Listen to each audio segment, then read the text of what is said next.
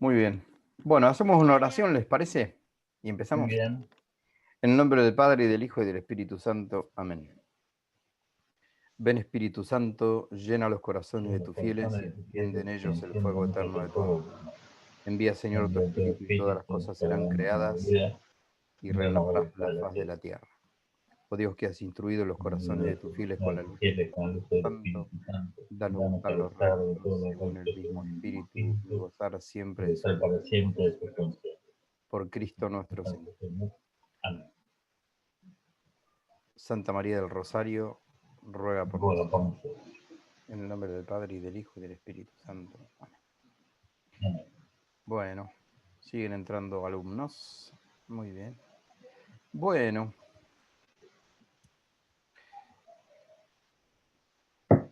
hoy nos vamos a meter. Hola Axel, buenas tardes, ¿cómo andás? Hola, ¿qué tal? Buenas tardes. Bueno, vamos a meternos en el prólogo de San Juan.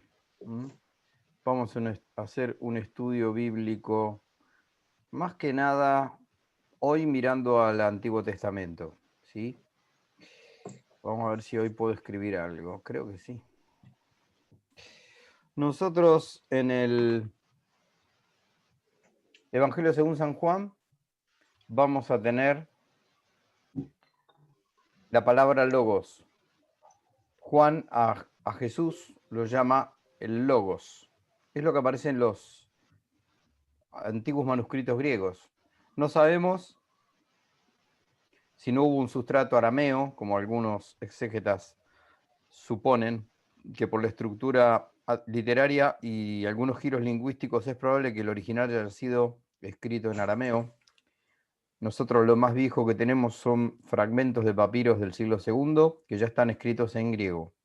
Sabemos que en ese Mediterráneo oriental la koiné, el griego koiné, era un poco la lengua franca.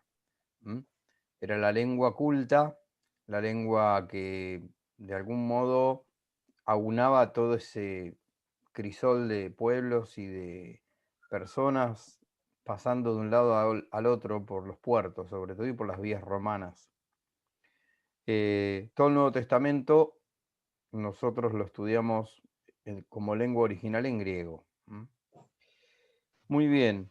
Hay palabras que se traducen y hay palabras que no se traducen. La palabra logos, la palabra paráclito o paracleto no se traduce. ¿Por qué? Bueno, porque tiene un núcleo semántico tan rico en su propio idioma que no es fácil traducirlo a un solo término en lengua nuestra, ¿no? Entonces, se deja la palabra como se la deja. Pasa con el caso de Paracleto. No pasa con el caso de Logos, a pesar de que Logos sea tal vez hasta más compleja de traducir. Porque en nuestras Biblias figuran, San Jerónimo en la Vulgata puso verbum. La mayoría de las Biblias nuestras traducen palabra por Logos. Alguna por ahí, Straubinger creo que todavía conserva verbo, pero bueno, cuando se habla de Jesús, cuando se habla del verbo unigénito, encarnado y redentor, se habla de logos. Nosotros hoy vamos a hacer una especie de estudio, a ver, primero de dónde saca Pablo esa palabra. Pablo, me quedé con Pablo. ¿De dónde saca el apóstol? El teólogo, como lo llama Santo Tomás, a San Juan. ¿De dónde saca San Juan la palabra logos? ¿Y qué quiere decir? No qué quiere decir en ese griego, sino que por qué ha tomado una palabra griega para significar qué. Es decir, si la semántica que convoca ese término tiene o no tiene una raíz teológica, sobre todo veterotestamentaria, que es lo que estaba escrito hasta el momento en que se encarna el verbo. O sea que nosotros hoy vamos a hacer una retrospectiva de a qué se está refiriendo, qué está rescatando Logos del Antiguo Testamento. Primer movimiento. Nosotros vamos a ir de ahí entonces al Antiguo Testamento en dos palabras, que son dabar y jokmah. Se podrían escribir así. ¿Mm?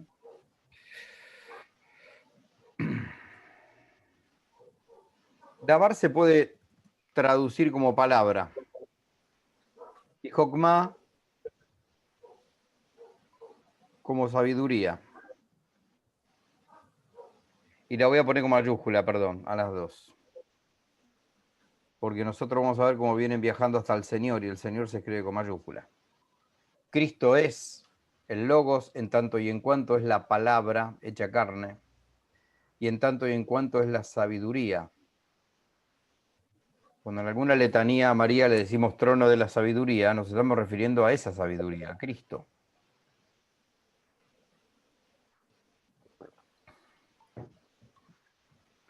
San Pablo dice que Cristo es el tesoro donde se encierran todas las sabidurías. Toda la sabiduría está concentrada en Cristo. Cristo es la sabiduría. Bueno, por un lado eso. Por el otro lado, ¿se ve bien esta letra que estoy escribiendo? ¿Sí? Sí. Por otro lado, en el Nuevo Testamento, vamos a ver las ideas que se prologan. Entonces, este logos, en realidad, perdón. Este logos, voy a ver si lo puedo mover. Este logos tendría que estar en el medio.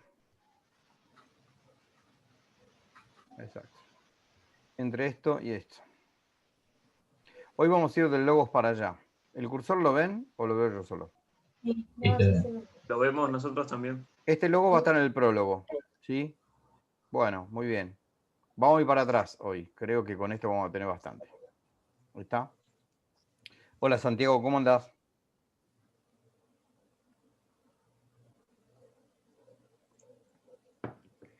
Bueno.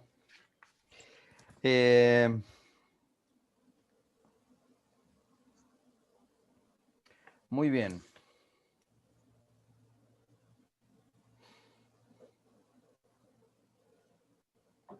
Ahí está Santiago saludando por chat. Perfecto. Bueno. El prólogo es el fragmento más nuevo del Nuevo Testamento. Es el último en ser incluido. El cuarto evangelio es el último escrito, más o menos hacia el año 100.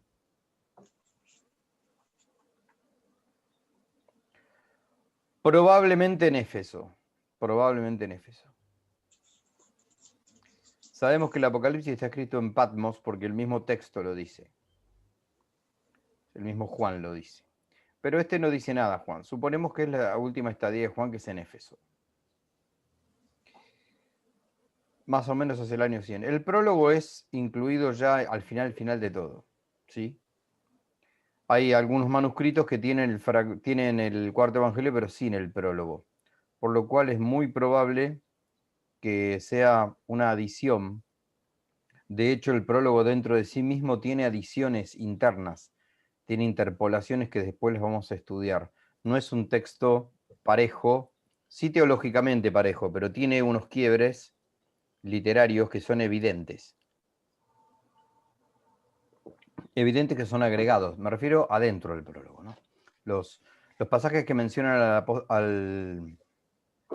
San Juan Bautista son interpolaciones del texto, del himno. El prólogo es un himno.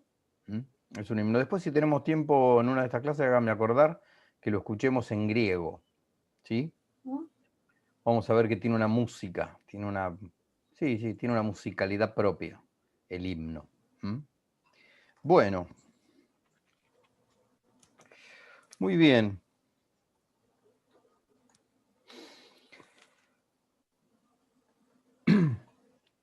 Este término logos es un término que ya viene viajando en la tradición helenística.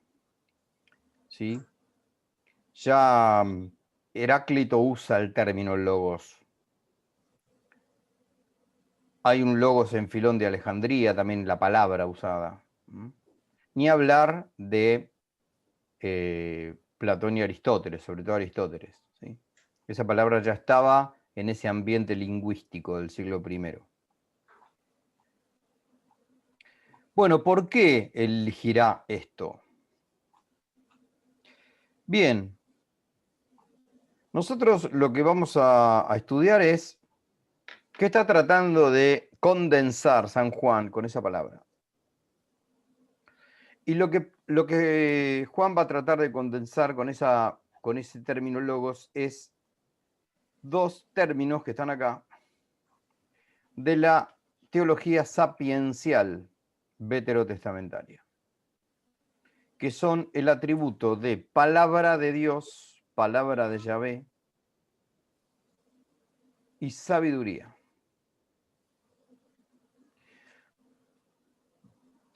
En el Antiguo Testamento, Yahvé tiene muchos atributos.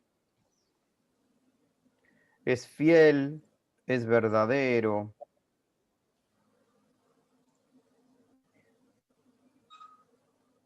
tiene su palabra, se habla de la palabra de Yahvé, oráculo de Yahvé, dicen los profetas. Y es sabio, claro que sí. Todos esos atributos de Yahvé, de Dios, en el Antiguo Testamento, en la literatura sapiencial, que más o menos data de los últimos 5 siglos antes de nuestra era, estos atributos, algunos de estos atributos, puntualmente la palabra y la sabiduría, empiezan, dicen algunos autores, a hipostasearse. Es decir, a separarse, más que a separarse, a destacarse, a distinguirse cuasi personalmente. Por eso se habla de hipostasear, ¿sí? Porque empieza a tener la palabra de Dios y la sabiduría características de cierta distinción con él. Ahora vamos a leer muchos fragmentos, unos cuantos, de esa teología sapiencial veterotestamentaria.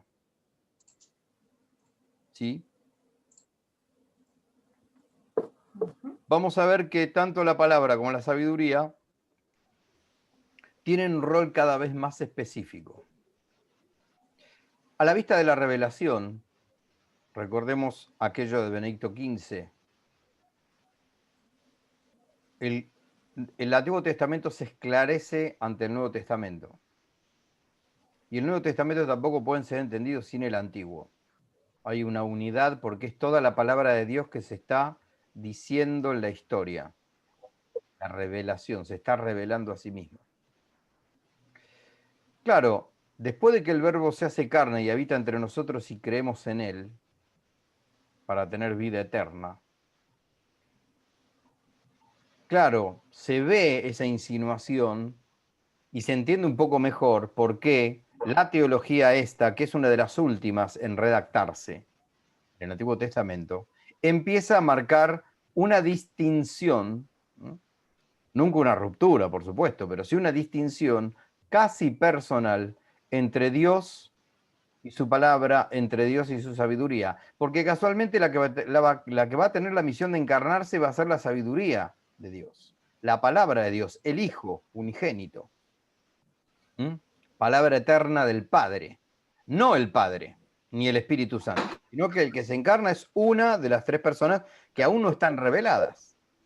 Entonces, lo que se estudia es que esa hipostación, no existe la palabra, eso ir hipostaseando, personalizando cada vez más estos dos atributos, va camino a que algún momento la inteligencia humana en el tiempo y en la historia pueda entender que Dios es tres personas y no una. Como todavía el judaísmo sigue creyendo, y el islam también.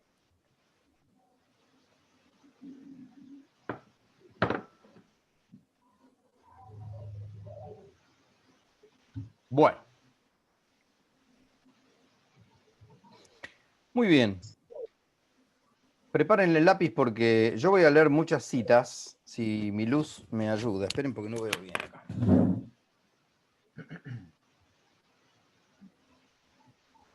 Ahora creo que sí.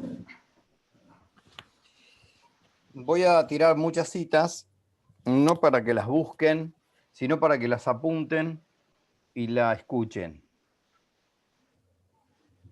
Quiero que se nos meta un poco en el oído. Ah, no, primero tenemos que leer el prólogo, enterito. Sí, señor. El de Biblia no tiene Biblia, ahora la voy a ir a buscar a la biblioteca. Espérense un poquito. Preparen Juan 1:1, por favor.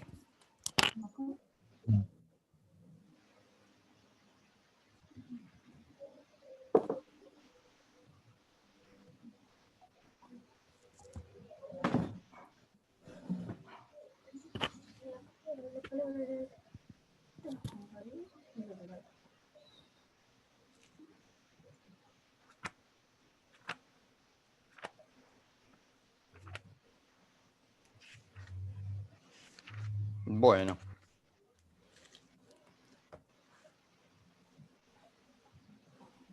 Muy bien. ¿Podríamos escucharlo? ¿Alguien podría leerlo? Del versículo 1 al versículo 18. El prólogo del cuarto evangelio. Bueno, Liliana, gracias. No. Al principio existía la palabra y la palabra estaba junto a Dios y la palabra era Dios. Al principio estaba junto a Dios. Todas las cosas fueron hechas por medio de la palabra y sin ella no se hizo nada de todo lo que existe. En ella estaba la vida y la vida era la luz de los hombres. La luz brilla en las tinieblas y las tinieblas no la vencieron. Apareció un hombre enviado por Dios que se llamaba Juan. Vino como testigo para dar testimonio de la luz, para que todos creyeran por medio de él. Él no era la luz, sino el testigo de la luz. La palabra era la luz verdadera que al venir a este mundo ilumina a todo hombre.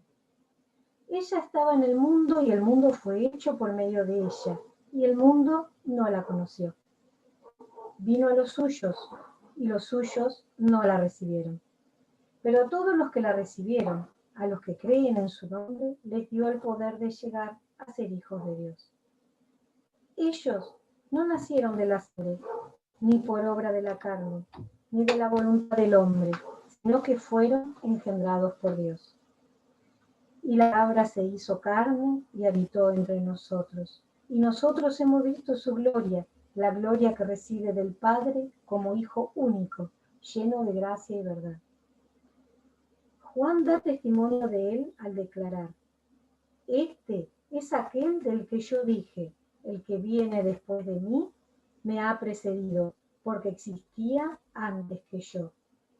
De su plenitud todos nosotros hemos participado y hemos recibido gracia sobre gracia, porque la ley fue dada por medio de Moisés, pero la gracia y la verdad nos ha llegado por Jesucristo. Nadie ha visto jamás a Dios. El que lo ha revelado es el Hijo único, que es Dios y está en el seno del Padre. ¿Qué versión estás leyendo, Liliana? La del pueblo de Dios. La de Pueblo de Dios, muy bien. El padre Leborati hace ahí un rescate muy interesante en el versículo 18, porque no en todos los manuscritos figura que es Dios, el Hijo unigénito. Muchos, la de Jerusalén, por ejemplo, no lo pone. No está presente en todos los testigos griegos eso. Pero es un muy buen rescate, sobre todo para afianzar la divinidad del Hijo, una de las grandes tesis de este cuarto evangelio, vamos a decirlo ya desde ahora.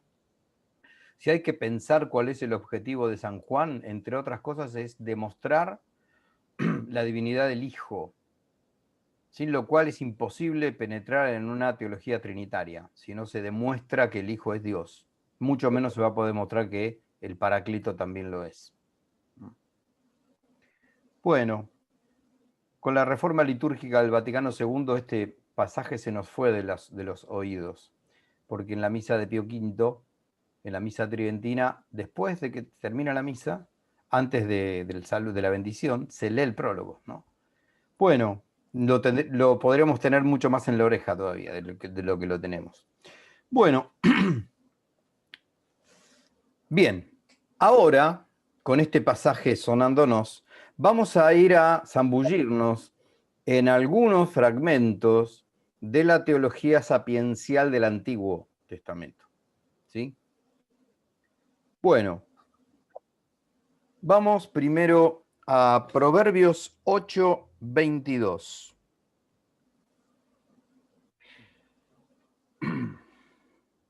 Vamos a pensar en esto de la palabra de Dios, de la sabiduría que existía en Dios antes de todo el mundo, como bien dice el prólogo, ¿no? En el principio era el verbo y el verbo estaba junto a Dios y el verbo era Dios. Eso dice el prólogo, ¿no? Bien. Proverbios 8:22. Leemos. El Señor me creó en el momento de sus obras, antes que comenzara a crearlo todo. Ahí en ese pasaje el verbo crear hay que tener mucho cuidado porque estamos leyendo una traducción que no comporte el arrianismo, que los arrianos se agarraban de 8:22 de Proverbios. En realidad todavía no está bien delimitado el concepto de crear y de engendrar. Eso es muy... Se necesitó el vocabulario griego para esa diferencia. Eso se aclaró bastante en Nicea, en el 325. Cuando ya ustedes habrán estudiado en teología fundamental, que ¿por qué el lenguaje teológico por excelencia es el latín y es el griego antiguo? Bueno, porque las lenguas bíblicas, ese griego koiné y el hebreo no tienen ese delineamiento conceptual como para distinguir tan finita algunas cosas. Bueno. El otro fragmento que vamos a leer es Sabiduría 7, 22 y 23. Sabiduría 7, 22 y 23. Está hablando de la sabiduría, ¿no? Pues hay en ella un espíritu inteligente, santo, único, multiforme, sutil, ágil, penetrante, incontaminado, diáfano e impasible, amante de lo bueno, agudo, incoercible, benéfico, amante de los hombres, estable, firme, sin preocupación. Todopoderoso, que todo lo vigila y penetra en todos los espíritus inteligentes, puros y sutiles. Ven que la sabiduría ya está teniendo está teniendo muchas precisiones. Inteligencia, multiforme, único, penetrante, amante de lo bueno, amante de los hombres, estable, todopoderoso. Hay ahí una voluntad reveladora de ir distinguiéndolo de Dios, porque ¿a qué judío de esta época, del siglo V, VI a.C., le cabría la duda de que Dios no era inteligente, ni todopoderoso, ni benéfico, ni amante de lo bueno? ¿A qué viene la aclaración tan poéticamente? El libro de la sabiduría es un libro hermoso, ¿no? ¿A qué viene? Nos podríamos así preguntar nosotros fríamente, reconozco. ¿A qué viene esta aclaración de que la palabra, la sabiduría de Dios tiene esos atributos? Hay una voluntad de ir distinguiéndola, como que es alguien, diríamos hoy, distinto al Padre. Cuando en la teología veterotestamentaria se habla de Dios como Padre, no se lo está distinguiendo del Hijo y del Espíritu Santo, que quede claro eso, ¿sí? Hoy nosotros esto lo tenemos que analizar y separar, como cuando uno analiza, separa las partes, ¿no? La paternidad de Dios siempre es de los dos testamentos, pero la paternidad en el Nuevo Testamento está dicho de una manera mucho más precisa, porque esa paternidad implica una filiación. Si no, ¿padre de quién es? Padre del orbe en general, padre de la creación, claro que lo es, ¿sí? pero nosotros, por la revelación de Jesucristo, esa noción de Padre, en el Padre, la tenemos intratrinitariamente, digamos. Es Padre dentro del seno de la Trinidad. Dentro del ser de Dios hay una paternidad, ¿no? Con una de las personas divinas. Bueno. Las que vienen ahora van a hablar más que nada de que en base a esta palabra o sabiduría todo fue creado y además es enviada a la tierra esa palabra para revelar los secretos de la voluntad de Dios. ¿Mm? Y que además de que es enviada con una misión, en determinado momento vuelve a Dios. Esto ya está rescatado en Isaías y en parte de los proverbios que ahora vamos a volver a leer. ¿Mm? La Pascua, la bajada, la misión y la vuelta. Bien. Isaías 55, del 10 al 11. Isaías 55, del 10 al 11. Como la lluvia y la nieve desciende del cielo y no vuelven allá sin empapar la tierra, sin fecundarla y hacerla germinar para que dé sementera al sembrador y pan para comer, así la palabra que sale de mi boca no vuelve a mí sin resultado, sin haber hecho lo que yo quería y haberlo llevado a cabo en su misión. ¿Ven? ¿Ven la distinción? Una distinción en principio, si se quiere, operativa. Hay alguien que envía y alguien que es enviado, o alguien que envía y algo que es enviado. No lo hipostasiemos del todo. Acuérdense que si hay una novedad en la fe cristiana, es que Dios se hizo hombre.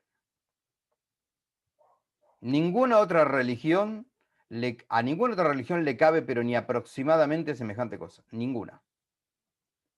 Ninguna. De que Yahvé, Jehová, Alá, como le quieran llamar, se haga hombre. Y que haya un hombre que sea Jehová o Yahvé. Eso es la novedad del cristianismo, la encarnación de Dios. Volvemos al capítulo de Proverbios 8 y voy a leer de vuelta el versículo 22, pero me voy a extender un poquito hasta el 36. O sea, Proverbios 8, 22 al 36.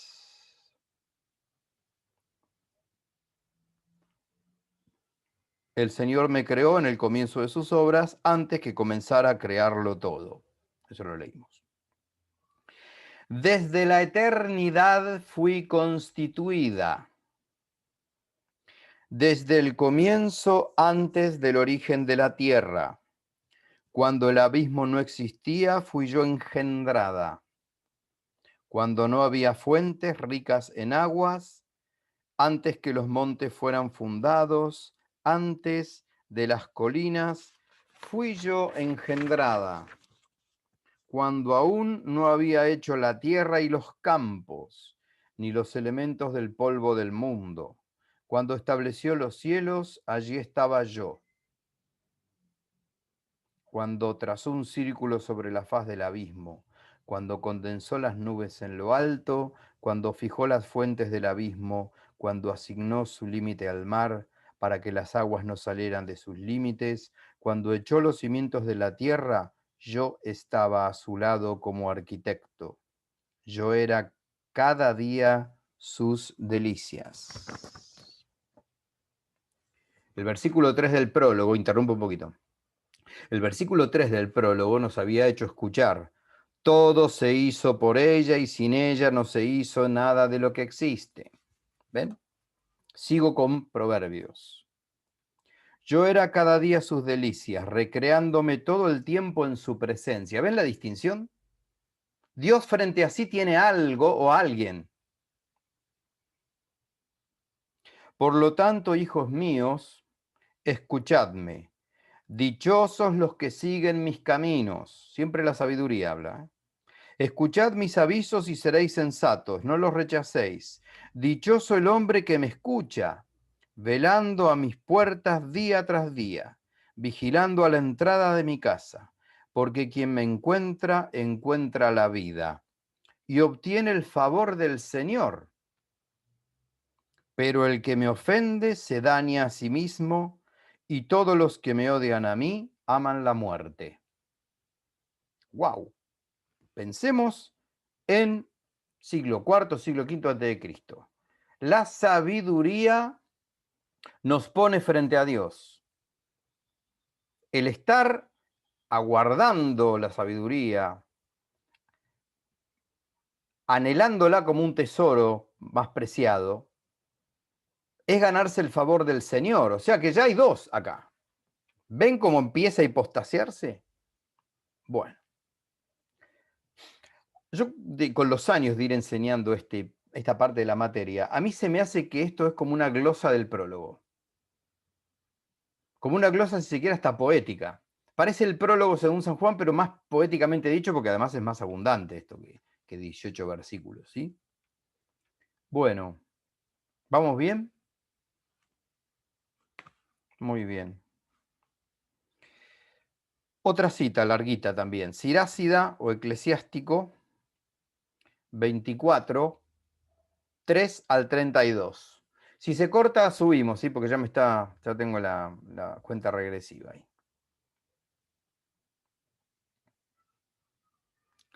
Habla la sabiduría siempre. Yo salí de la boca del Altísimo y cubrí la tierra como una niebla. Habité en las alturas y mi trono fue columna de nube. Sola recorrí el círculo celeste y por las profundidades del abismo me paseé. En las olas del mar, en toda la tierra, en todo pueblo y nación yo imperé. En todos ellos busqué el reposo y en qué territorio instalarme. Entonces me ordenó el Creador de todas las cosas. Mi Hacedor fijó el lugar de mi habitación y me dijo: pon tu tienda en Jacob y en Israel ten tu heredad. El versículo 11 dijo del prólogo: vino a su casa y los suyos no lo recibieron. ¿Se acuerdan, no? Vino a su casa. Sigo con el Eclesiástico. Pon tu tienda en Jacob y en Israel ten tu heredad. Desde el principio y antes de los siglos me creó y existiré eternamente. En su santa tienda, en su presencia ejercí el ministerio y así en Sión me instalé. En la ciudad amada establecí mi residencia y en Jerusalén tuve la sede de mi imperio. En el pueblo glorioso eché raíces, en la porción del Señor, en su heredad. Crecí como el cedro en el Líbano, como el ciprés en las montañas del Hermón. Crecí como palmera en Engadí, cual brote de rosa en Jericó. Como magnífico olivo en la llanura, crecí como el plátano. Como el cinamomo y el espliego he dado mi aroma. Como mirra escogida exhalé mi perfume. Como gálbano, ónix y estacté.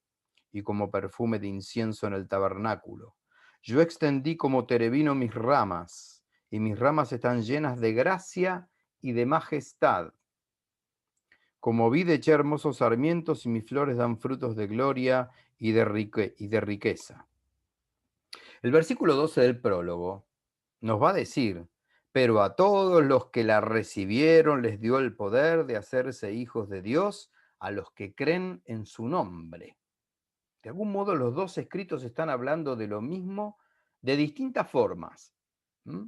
Este escrito del Eclesiástico es más poético, mientras que el prólogo es más conciso y más teológico, si se quiere.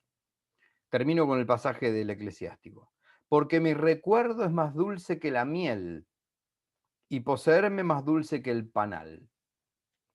Los que me coman quedarán aún con hambre, y los que me beban quedarán de mí sedientos. Que quien me obedece no será avergonzado, y los que me sirven no pecarán. Todo esto es el libro de la alianza del Dios Altísimo, la ley que nos dio Moisés en heredad a la casa de Jacob. Inunda de sabiduría como el pisón, como el tigris en los días de primavera. Hace desbordar la inteligencia como el Éufrates y como el Jordán en los días de la mies. Rebosa instrucción como el Nilo y como el Gijón en los días de la vendimia. No acabó el primero de conocerla, ni el último la agotó. Esto es todo lo que dicen los padres de la iglesia después de la palabra de Dios, cuando ya conocieron a Cristo. Tal cual, ¿eh? Termino, porque sus pensamientos son más profundos que el mar, los de la sabiduría siempre, ¿eh? Sus designios como el gran abismo. Yo soy como canal que sale del río, como acueducto que entra en un jardín. Yo dije, regaré mi huerto y empaparé mis prados. Y he aquí que mi canal se hizo un río y el río se hizo mar. Haré lucir la doctrina desde la aurora y llevaré hasta muy lejos su luz. Bueno, este tipo de escritos sapienciales se caracterizan mucho por cambiar frecuentemente de la primera a la tercera persona. Yo, la sabiduría, ta, ta, ta, ta, ta. Ella, ta, ta, ta, ta, ta. ¿Sí? Que no nos confunda eso.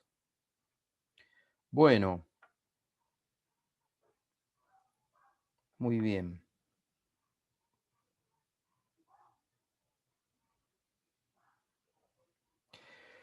Bueno, vamos a seguir, pero ¿saben qué? Bajémonos de esta y subimos otra vez porque también es larguito lo que viene. Ahí Nico está pidiendo que lo aceptemos. No lo vamos a aceptar nada y nos vamos a ir de acá. Bueno, los espero.